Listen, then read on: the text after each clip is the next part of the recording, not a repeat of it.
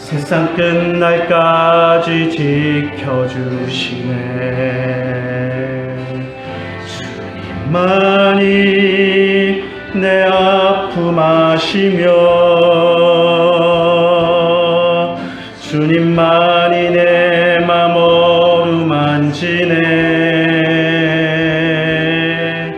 어느 누구도 나를 향하신 주님의 사랑을 끊을 수 없네. 주님만이 내 능력이시며 주님만이 나의 구원이시네. 주 사랑이 나를 이끄시네. 내가 갈 수 없는 그곳으로 주의 사랑 나를 붙드시며 세상 끝날까지 인도하시네. 주 사랑이 나를 이끄시네. 내가 갈 수 없는 그곳으로 주의 사랑 나를 붙드시며 세상 끝날까지 인도하시네. 주님만이 내 아픔 아시며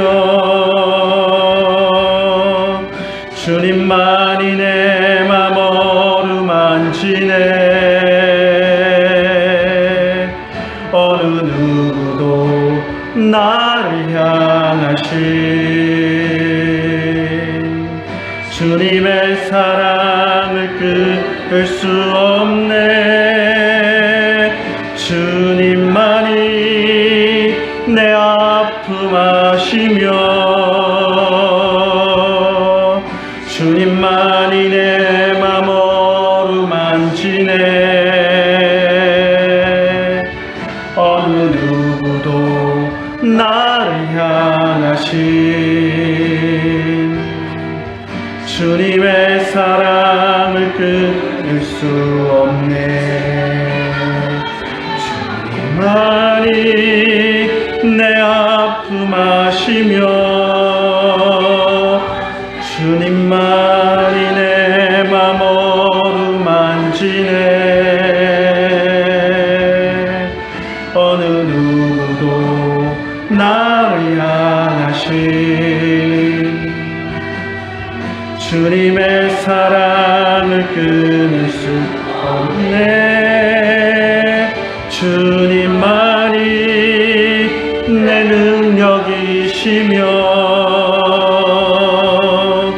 주님만이 내 구원이시네. 어느 누구도 나를 향하신 주님의 사랑을 끊을 수 없네. 지존하신 주님 이름 앞에 모두 무릎 꿇고 다 경배해. 거룩하신 주님 보좌 앞에 엎드려 절하세.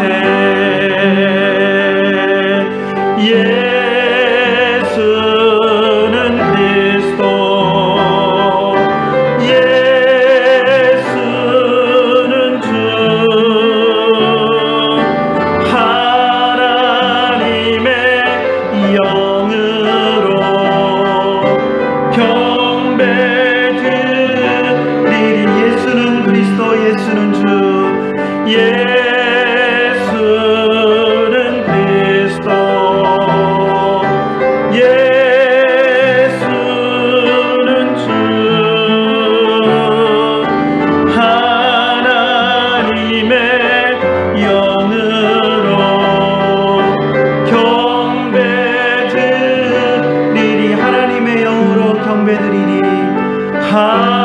하나님의 영으로 경배드리리.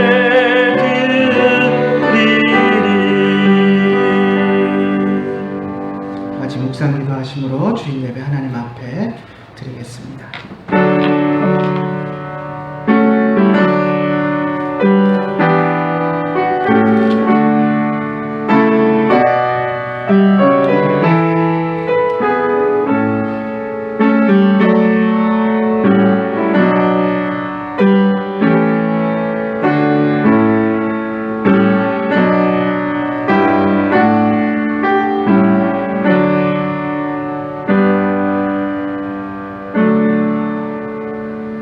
하나님이여 나를 지켜주소서. 내가 주께 피하나이다. 내가 여호와께 아뢰되 주는 나의 주님이시오니 주밖에는 나의 복이 없나이다. 주께서 생명의 길을 내게 보이시리니 주의 앞에는 충만한 기쁨이 있고 주의 오른쪽에는 영원한 즐거움이 있나이다. 아멘.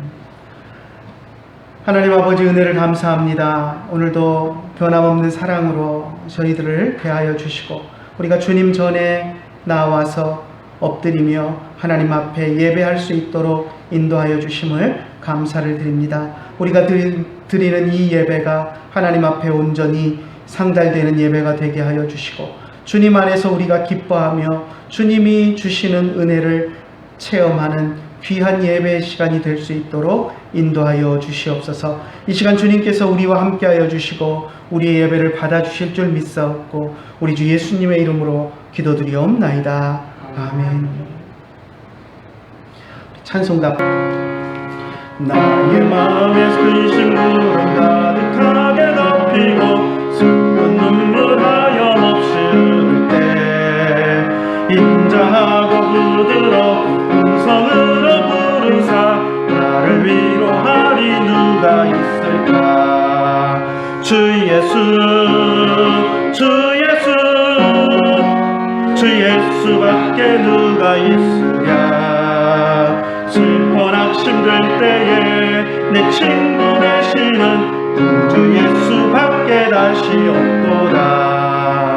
무거운 짐 등에 지고 인생길을 가는 자 힘이 없어 쓰러지려 할 때에 능력 있는 팔을 펴서 나의 손을 붙들어 나를 구해주리 누가 있을까. 주 예수 주 예수 주 예수밖에 누가 있으랴. 슬퍼 낙심될 때에 내 친구 되시는 주 예수밖에 다시 없도다.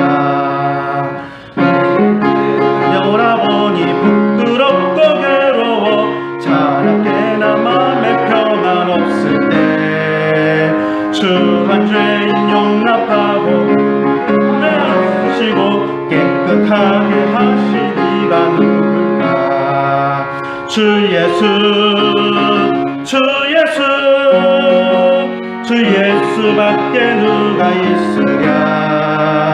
슬퍼 낙심될 때에 내 친구 되시는 주 예수밖에 다시 없도다. 요단강을 건너가서 시온성을 향할 때 나와 항상 동행하리 누굴까. 두려움의 검은 구름 모두 헤쳐버리고 나의 갈 길 인도하리 누굴까. 주 예수 주 예수 주 예수밖에 누가 있으랴. 슬퍼 낙심될 때에 내 친구 되시는 주 예수밖에 다시 없도다.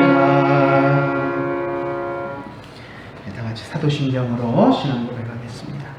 전능하사 천지를 만드신 하나님 아버지를 내가 믿사오며 그 외아들 우리 주 예수 그리스도를 믿사오니 이는 성령으로 잉태하사 동정녀 마리아에게 나시고 본디오 빌라도에게 고난을 받으사 십자가에 못 박혀 죽으시고 장사한 지 사흘 만에 죽은 자 가운데서 다시 살아나시며 하늘에 오르사 전능하신 하나님 우편에 앉아 계시다가 저리로서 산자와 죽은 자를 심판하러 오시리라.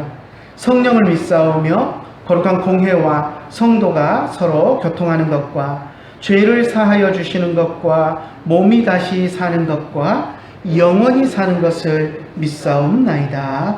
아멘. 빈들의 마른 불같이 시드는 나의 영혼, 주님의 약속한 성령 간절히 기다리네. 가물음의 마른 땅에 단비를 내리시듯 성령의 단비를 부어 새 생명 주옵소서. 반가운 빗소리 들려 산천이 춤을 추네. 복 밀어내리는 성령 내게도 주옵소서. 가물음의 마른 땅에 단비를 내리시듯 성령의 단비를 부어 새 생명 주옵소서. 절 따라 운고를 내려 초목이 무성하니 갈급한 내 심령 위에 성령을 부으소서.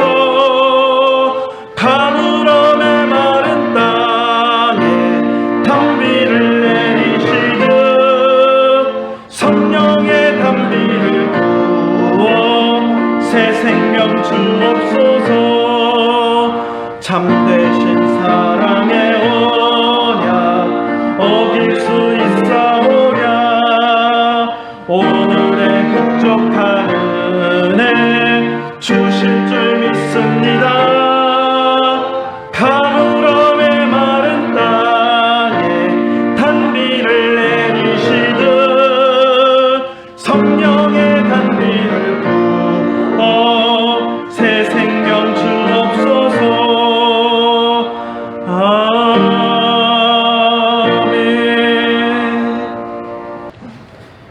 하나님의 말씀 같이 보겠습니다. 하나님의 말씀 사도행전 14장 1절부터 7절 말씀까지 보겠습니다.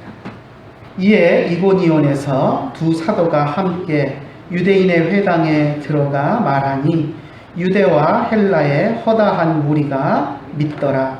그러나 순종하지 아니하는 유대인들이 이방인들의 마음을 선동하여 형제들에게 악감을 품게 하거늘 두 사도가 오래 있어 주를 힘입어 담대히 말하니 주께서 그들의 손으로 표적과 기사를 행하게 하여 주사 자기 은혜의 말씀을 증언하시니 그 시내의 무리가 나뉘어 유대인들을 따르는 자들도 있고 두 사도를 따르는 자도 있는지라. 이방인과 유대인과 그 관리들이 두 사도를 모욕하며 돌로 치려 달려드니 그들이 알고 도망하여 루가오니아의 두 성 루스드라와 더베와 그 근방으로 가서 거기서 복음을 전하니라. 아멘.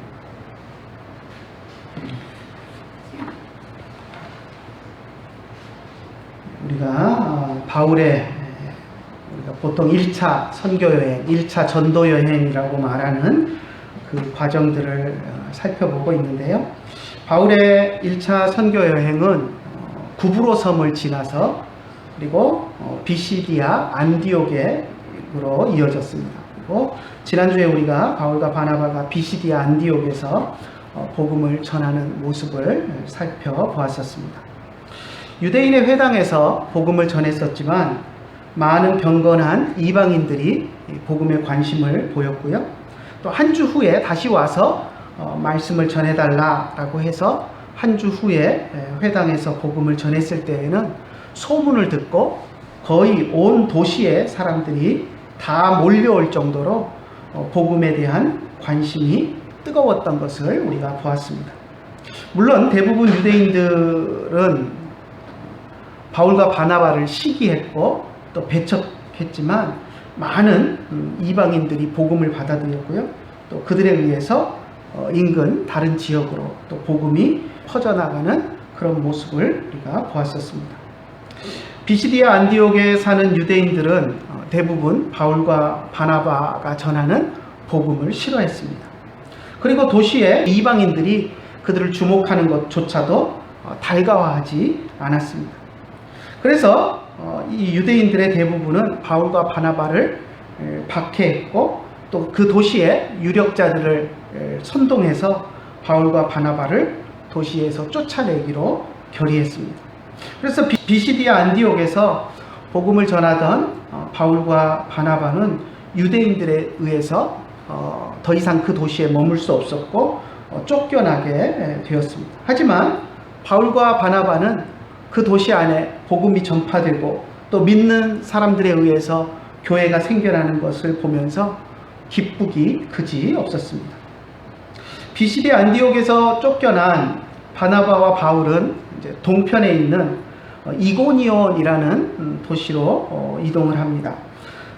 오늘 제목에 함께 띄워놓은 지도에 보면 이제 비시디아 안디옥에서 옆에 보면 몇 개의 도시가 더 표시가 되어 있는데 여기 보면 이고니온이라는 도시가 있습니다. 오늘 우리가 읽은 본문은 바로 이 이고니온으로 옮겨가서 그곳에서 또 복음을 전하면서 있었던 일을 우리가 오늘 읽었고 또 그 과정을 한번 살펴보려고 합니다. 이고니온에서도 바울과 바나바의 행적은 비시디아 안디옥에서 했던 것과 크게 다르지 않습니다. 비시디아 안디옥에서 복음을 전했던 지난주에 우리가 살펴보았던 그 내용과 한번 비교해 가면서 한번 살펴보면 좋을 것 같습니다. 비시디아 안디옥에서 복음을 전할 때 바울과 바나바가 어디에 가서 복음을 전했었습니까? 유대인의 회당에 가서 복음을 전했었습니다. 안식일에 유대인의 회당에 들어가서 앉아서 회당에서 이루어지는 회당 예식에 잘 참석했고 그 회당 예식 절차에 따라서 행동했습니다.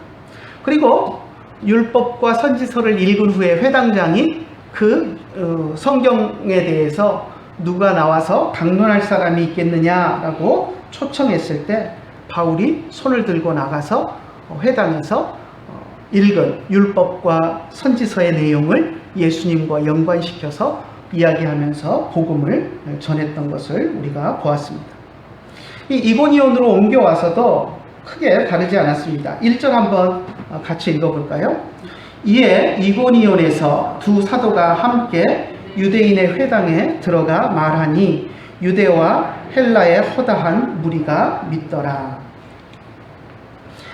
유대인의 회당을 찾아갔습니다. 물론 안식일에 찾아갔겠죠. 안식일에 찾아가서 안식일 회당 예식에 참여를 했습니다. 오늘 우리가 읽은 1절에 보면 그냥 간단하게 유대인의 회당에 들어가 말하니 허다한 무리가 믿더라 이렇게만 이야기하고 있어서 언제 회당에 갔었는지 또 회당에 가서 무작정 회당에 가서 복음을 외치고 전했는지 우리가 세세한 내용을 알 수 없게 이렇게 간단하게 요약해서 이야기하고 있지만 우리가 앞에 비시디아 안디옥에서 했던 그런 모습들을 생각해 보면 충분히 어떤 모습으로 그들이 복음을 전했는지를 유추해 볼 수 있습니다.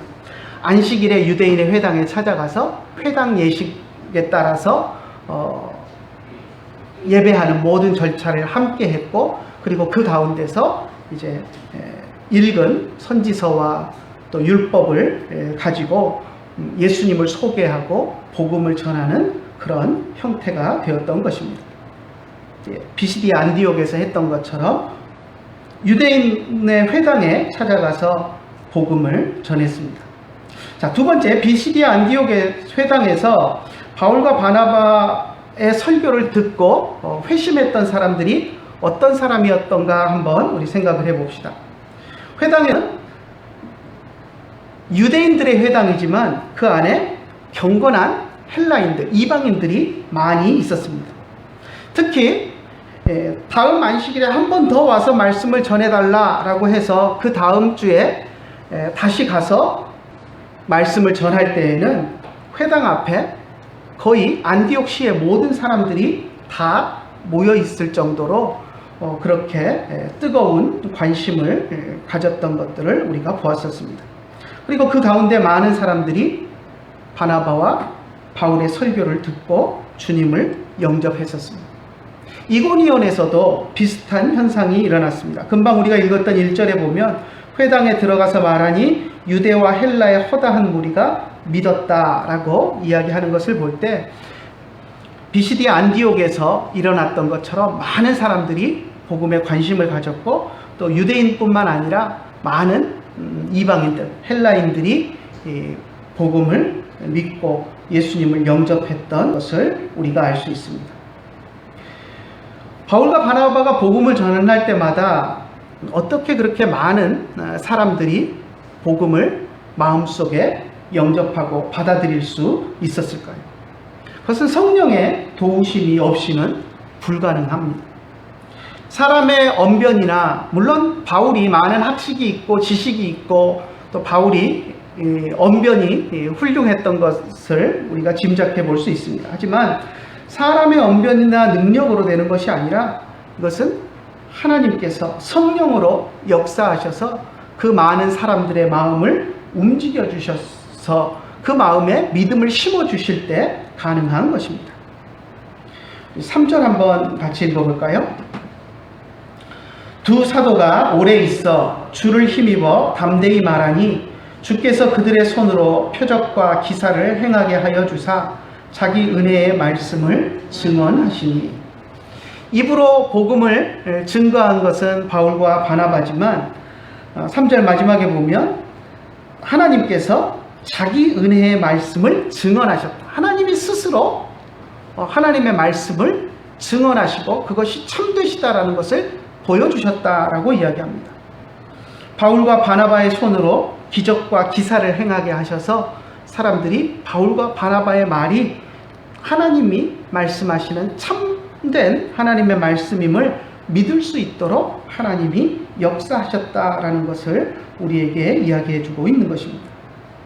하나님께서 성령의 능력을 통하여서 두 사도가 증언하는 복음에 대해서 힘을 실어 주셨고 그것이 두 사도가 사역하며 또 복음을 전할 수 있는, 그래서 복음을 들은 사람들이 또 받아들일 수 있는 그런 사역의 원천이 되었습니다. 그래서 바울과 바나바는 이 이고니온에서 상당히 오랫동안 머물면서 복음을 전할 수 있었습니다. 성경에 얼마의 기간 동안 있었는지는 우리에게 정확한 기간은 이야기해 주고 있지 않지만 3절에 보면 두 사도가 오래 있으면서 그곳에서 복음을 전했다라고 하는 것을 볼 때 상당한 기간 동안 이곳에 머물면서 복음을 전하고 또 교회를 세우고 하는 그런 일들을 했던 것을 알 수 있습니다. 자, 세 번째, 비시디아 안디옥에서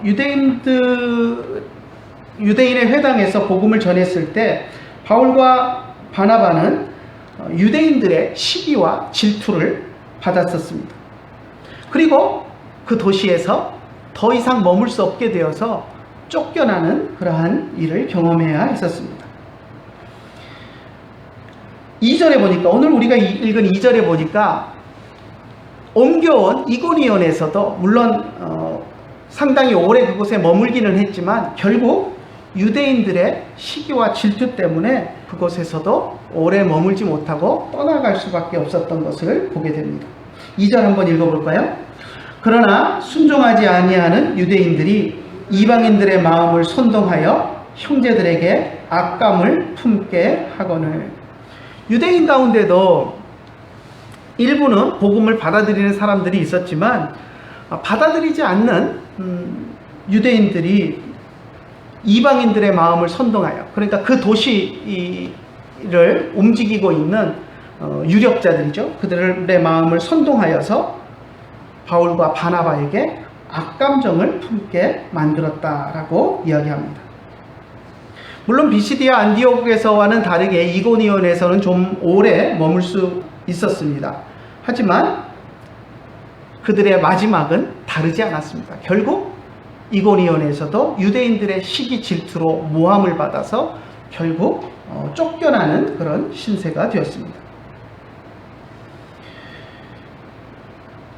우리 주변에는 늘 우리의 마음을 흔들어서 잘못된 행동을 하게 하는 선동꾼들이 있습니다. 또 그 선동에 능한 사람들이 세상에서 득세하는 것들을 우리가 보게 됩니다. 독일의 2차 대전을 이끌며 나치라는 아주 잘못된 그런 단체를 이끌었던 히틀러를 우리는 잘 압니다. 히틀러 그러면 아마 좋아하는 사람이 아무도 없을 것입니다.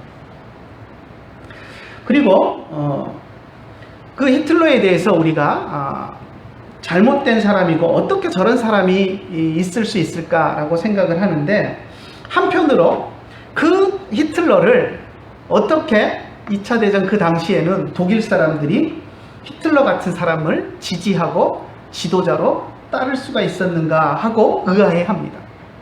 그렇지 않습니까? 오늘날 모든 사람들이 다 정말 시대의 악한 사람이라고 생각하는 그 히틀러를 그 시대의 독일 사람들은 영웅처럼 떠받들면서 그를 지지하고 따랐습니다. 그런데 사람들이 이 히틀러를 지지하고 따랐던 데에도 선동 정치가 한몫을 했습니다. 히틀러의 보좌관 중에 아주 선동 정치에 능했던 괴벨스라는 사람이 있습니다. 선동 정치의 대가로 오늘날 알려져 있는데요. 랄프 게오르그라는 사람이 쓴 대중선동의 심리학이라는 책이 있습니다. 오늘날 정치인들의 필독서라고 이야기를 하는데, 대중을 어떻게 선동해가지고 인기를 몰아서 정치를 할 것인가 하는 필독서라고 하는데, 좋지 못한 방법을 통해서 사람들의 마음을 호려서 사람들을 선동해서 내가 주장하는 대로 사람들을 끌어올 것인가 하는, 정치하는 사람들에게 필독서처럼 읽힌다는 아주 유명한 책입니다. 여기에 보면 이 괴벨스라는 히틀러의 옆에서 선동 정치를 했던 그런 사람의 내용에 대한 것들이 잘 적혀 있습니다. 어떻게 하면 사람들의 마음을 뒤흔들어서 내가 원하는 방향으로 몰고 갈 것인가 하는 데 대해서 어떻게 보면 천부적인 재능을 보였던 사람이 이 괴벨스였습니다. 그래서 히틀러의 연설에 독일 사람들이 열광하도록 만드는 그 장본인이 바로 그 사람이었고, 그래서 히틀러의 연설을 들을 때 모든 독일인들이 이 나치주의에 도취되어서 열광하게 그렇게 만들었던 것입니다. 히틀러도 독일인들의 감정을 이용을 했습니다. 독일을 비롯해서 유럽 지역에 이제 그 당시에 대공황을 맞이하면서 그 대공황 속에 이제 경제적인 부를 누리는 사람들이 유대인들이 많았습니다. 그러니까 독일인들을 비롯해서 많은 유럽 사람들의 마음속에 우리가 못 사는 이유는 다 유대인들 때문이다. 유대인들이 다 모든 것들을 부를 착취해 갔기 때문에 우리가 못 살게 되었다라는 그런, 어떻게 보면 유대인들을 향한 증오심이 있었던 것을 히틀러는 그것을 정치적으로 이용을 해서 독일 민족들을 선동을 해서 결국은 자기의 정권을 잡고 유지하기 위해서 유대인들을 학살하게 하는 그런 선동 정치를 했었습니다.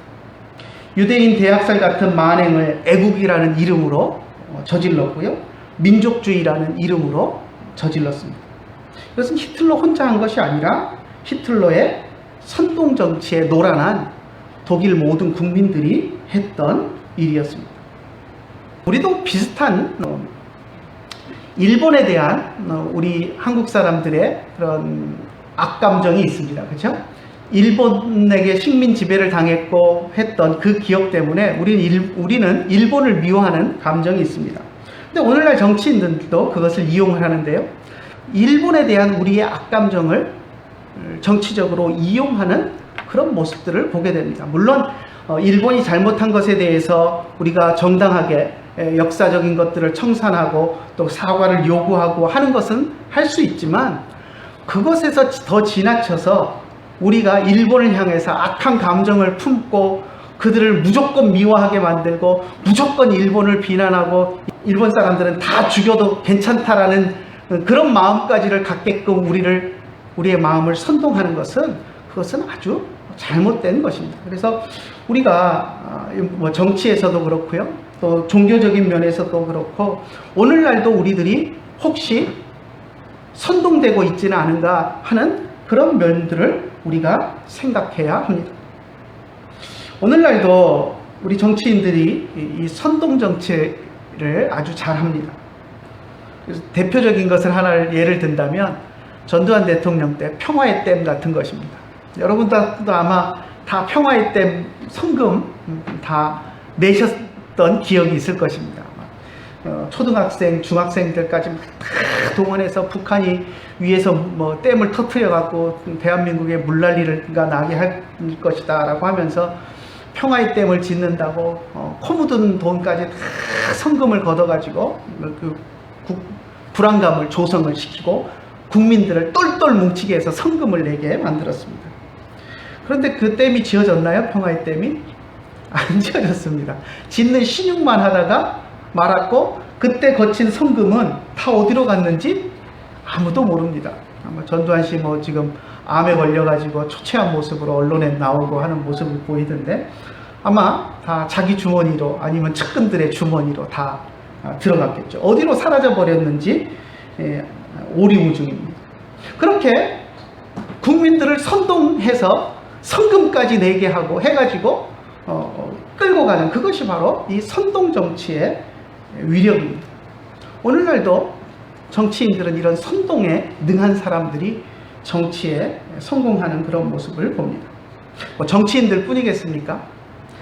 이단들도 선동 정치를 아주 잘 이용합니다. 그래서 이단의 괴수들을 보면 우리가 생각할 때는 어떻게 저거에 홀릴 수가 있냐, 저걸 따라갈 수 있는가, 말도 안 된다라고 하는, 성경을 조금만 알면 말도 안 되는 논리인데 사람들의 감정을 건드려서 선동함으로써 이 사람들의 마음을 홀리는 그 선동술로 인하여서 사람들의 마음을 휘어잡고 그것에 홀리도록 그렇게 만드는 모습들을 보게 됩니다.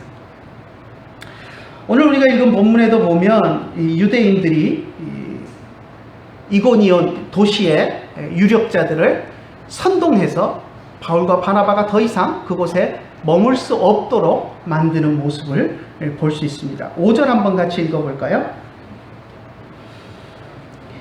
이방인과 유대인들과 그 관리들이 두 사도를 모욕하며 돌로 치려고 달려드니, 선동정치에 홀린 사람들이 바울과 바나바를 향해서 돌로 치려고 달려들 정도로 그렇게 과격해지는 모습을 볼 수 있습니다. 한번 생각을 해 보십시오. 이방인들이, 바울과 바나바가 유대인들이 이야기하는, 유대인들이 보는 율법과 구약의 선지서들에 나타난 메시아가 예수님이다 라고 이야기한 것이 이방인들에게 입장에서 볼 때 그것이 무슨 돌로 칠 일이 될 수 있겠습니까?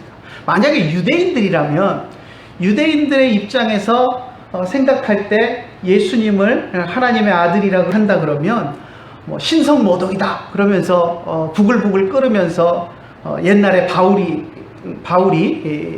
예수 믿는 사람들을 잡아 죽이려고 했던 것처럼 그런 마음들이 끌어오를 수 있겠지만, 이방인들의 입장에서는 유대인들의 성경에 예언된 메시아가 예수님이다라는 이야기를 했다고 해서 이방인들이 바울과 바나바를 돌로 칠 만한 이유는 하나도 없습니다. 그런데 이 유대인들이 이고니온의 관리들, 이방인 관리들을 어떻게 선동을 했는지 바울과 바나바를 모욕하면서 그들을 돌로 치려고 달려들 정도로 그렇게 선동을 하는 모습을 보게 됩니다. 유대인들의 선동에 이용당한 사람들이 바나바와 바울의 잘못이 무엇인지 정확히 알지도 못하면서 돌을 들고 이들을 치려고 한 것입니다. 선동 정치의 현장에는 꼭 이렇게 과격한 행동을 하는 사람들이 있습니다.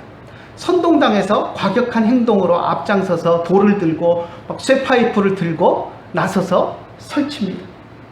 그런데 이렇게 과격한 행동을 하는 사람들은 선동의 주체가 아닙니다. 그들에게 선동당해서 순간적으로 이성을 잃어버린 사람들입니다. 나중에 보면 이 사람들은 대부분 후회합니다. 내가 왜 그랬을까? 그 당시에는 선동을 당해서 한 행동이지만 나중에 이제 정신을 차리고 보면 내가 왜 그랬을까? 뭐에 홀려서 그랬을까? 하는 그런 생각들을 하게 되는 것입니다. 결국 바울과 바나바는 이 사람들의 위협으로부터 벗어나기 위해서 이고니온을 떠나서 루스드라와 더베 지역으로 달아나야 했습니다. 선동 정치에 휘말려서 감정적으로 나오는 사람들을 우리가 대할 때 그들을 논리적으로 설득하는 것은 사실상 불가능합니다. 아니, 논리적인 대화 자체가 불가능합니다. 그렇기 때문에 바울과 바나바는 그들을 피해서 달아날 수밖에 없었습니다. 많은 사람들이 왜 피하느냐, 목숨을 걸고 그곳에서 복음을 전하는 것이 사명 아니냐, 이렇게 이야기할 수 있습니다. 하지만 이미 선동당해서 대화가 통하지 않는 사람들과는 그곳에서 복음을 전하는 것도 불가능하고 그렇기 때문에 그들을 피하는 것밖에 방법이 없었던 것을 우리가 알 수 있습니다. 우리가 이 땅 위에서 하나님의 백성으로 살아갈 때도 하나님을 대적하는 사람들과 마주해야 할 때가 있습니다. 그들은 사탄에게 선동되어서 우리를 대적하는 사람들입니다. 정상적인 방법으로는 대적할 수가 없습니다. 그래서 어떨 때는 피하는 것이 지혜일 때가 있습니다.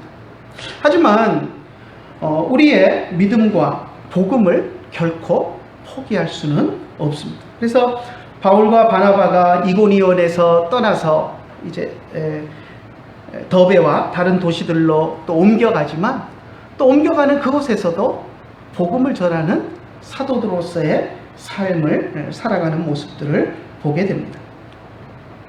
마찬가지로 오늘날도 많은 정치인들이 이제 자기들의 정권을 유지하기 위해서 일본에 대한 우리의 악감정을 정치적으로 이용하는 그런 모습들을 보게 됩니다. 물론 일본이 잘못한 것에 대해서 우리가 정당하게 역사적인 것들을 청산하고 또 사과를 요구하고 하는 것은 할 수 있지만 그것에서 더 지나쳐서 우리가 일본을 향해서 악한 감정을 품고 그들을 무조건 미워하게 만들고 무조건 일본을 비난하고 일본을 일본 사람들은 다 죽여도 괜찮다라는 그런 마음까지를 갖게끔 우리의 마음을 선동하는 그것은 아주 잘못된 것입니다. 그래서 우리가 정치에서도 그렇고요, 또 종교적인 면에서도 그렇고 오늘날도 우리들이 혹시 선동되고 있지는 않은가 하는 그런 면들을 우리가 생각해야 합니다. 그래서 우리가 그렇게 선동되지 않도록 또 조심해야 되고요, 또 우리가 이렇게 선동적인 정치에 또 휘말려서 오히려 우리가 선동된 사람들에 의해서 대적을 당할 때에는 바울과 바나바가 했던 것처럼 우리가 피할 수 있는 그런 지혜도 우리에게는 필요합니다. 오늘날 이 코로나 시국을 우리가 맞닥뜨리고 살아가면서 믿지 않는 사람들과 우리가 대면해서 이야기할 때 그들이 교회를 향해서 악한 감정을 품고 대하는 것들을 보게 됩니다. 그 이야기가 대부분 무엇입니까? 왜 교회는 예배드리냐 하는 것입니다. 이 코로나 시기에 왜 꼭 모여서 예배를 드리려고 하느냐라는 문제를 제기합니다. 그러면서 교회를 향해서 악한 감정을 품습니다. 그래서 온라인에서도 보면 아주 이 교회 안 다니는 사람들 가운데 교회에 대해서 아주 악한 상상을 초월하는 악한 감정을 품고 이야기하는 사람들이 있습니다. 자기들은 모임이 있으면 놀러도 가고 무슨 술집에도 가서 술도 마시고 모든 것들을 하면서 교회가 예배드리는 것, 일주일에 한 번 모여서 예배드리는 그것을 아주 방역에 몹쓸 짓을 하는 것처럼 이야기하는 사람들을 만나게 됩니다. 왜 그런 생각을 하게 됩니까? 이 선동 정치에 현혹되었기 때문입니다.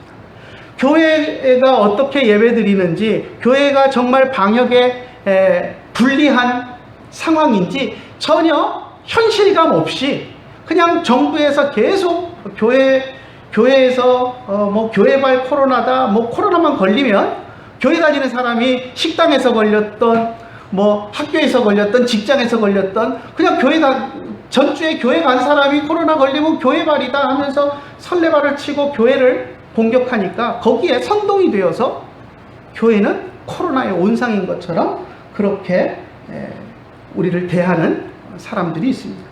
그리고 또 정부에서는 계속해서 지금 3단계, 4단계 해가면서 예배 인원수를 제한하고 하면서 해오는 것들을 보게 됩니다. 우리는 그 모든 것들이 합리적이지 않다는 것을 압니다. 전혀 상식적이지 않고 논리적으로 맞지 않는 그런 주장들을 하면서 선동을 하면서 교회의 예배를 제한하는 것들을 봅니다.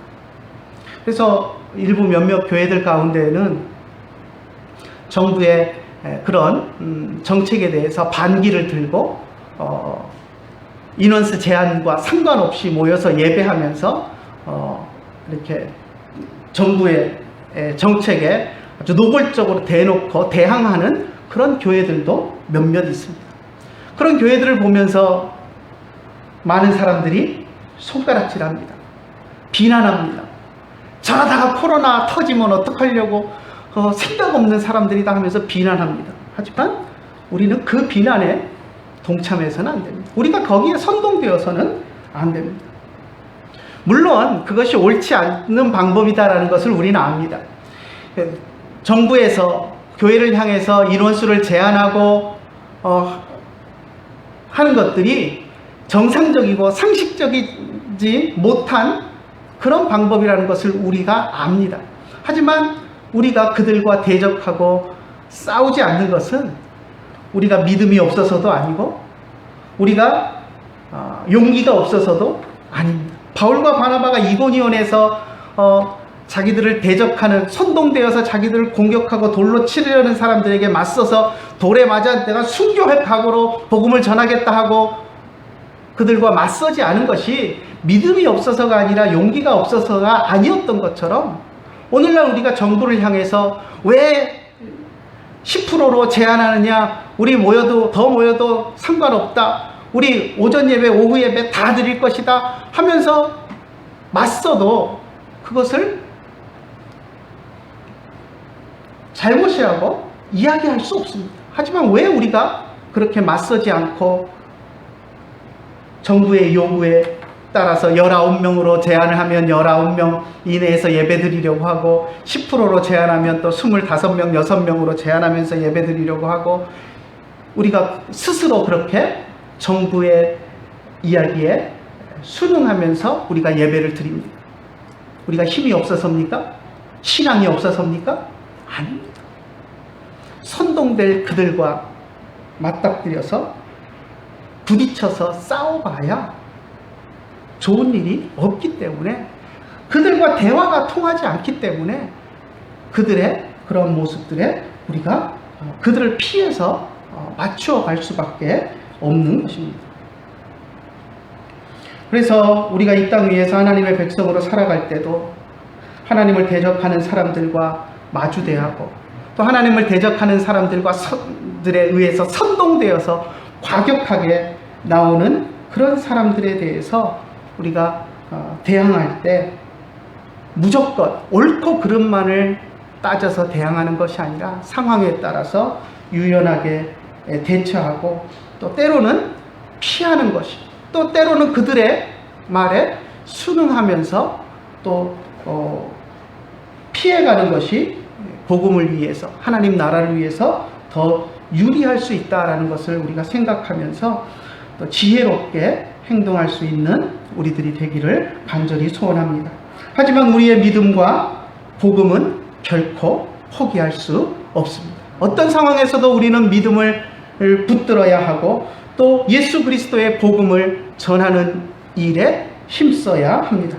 그래서 바울과 바나바가 이고니온에서 달아나기는 했지만 그것이 복음을 포기하고 달아난 것이 아니라 선동된 그 과격한 사람들로부터 피해서 또 다른 곳에 가서 복음을 전하는 그런 지혜로운 방법을 택했던 것을 기억하면서 오늘날도 우리들의 삶 속에서, 우리들의 상황 속에서 악한 자들과 대적하지 않고 지혜롭게 우리의 신앙을 지키고 복음을 전할 수 있는 방법들을 택할 수 있는 저와 여러분들이 되시기를 간절히 축원합니다. 기도하겠습니다.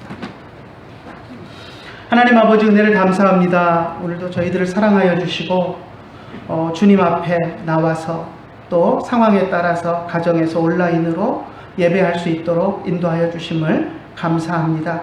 우리가 정부의 시책에 따라서 인원수를 예배당에서 예배드리는 인원수를 제한하고 또 온라인으로 예배를 드리고 하는 것이 결코 우리가 힘이 없어서 패배해서 하는 행동이 아니라는 것을 우리가 분명히 인지할 수 있도록 인도하여 주시고, 정말 과격해지는 세상 속에서 하나님을 대적하는 자들이 선동되어서 과격해지는 그 속에서 우리가 지혜롭게 할 수 있는 만큼 또 하나님을 예배하며 또 복음을 전하며 살아갈 수 있도록 우리들에게 지혜를 더하여 주시옵소서. 하지만 이러한 상황 속에서 우리가 예배를 포기하는 일이 일어나지 않도록 주님 인도하여 주시고, 예배 드리기가 어려워진 상황이 될수록 더욱더 예배를 사모하는 우리들이 될 수 있도록 인도하여 주시고, 더욱더 복음을 전하려고 애쓰며 나아가는 우리들이 될 수 있도록 인도하여 주시옵소서. 오늘도 이렇게 예배당에서 적은 수나마 모여서 예배하고 또 오늘날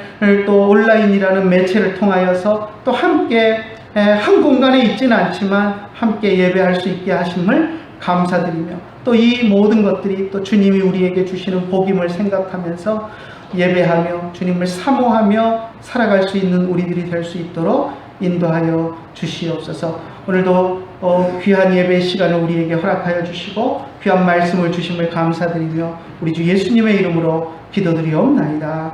아멘. 콜 아쉘 레카 샬롬. 찬송가 449장 들으시고 축도함으로 예배 마치겠습니다.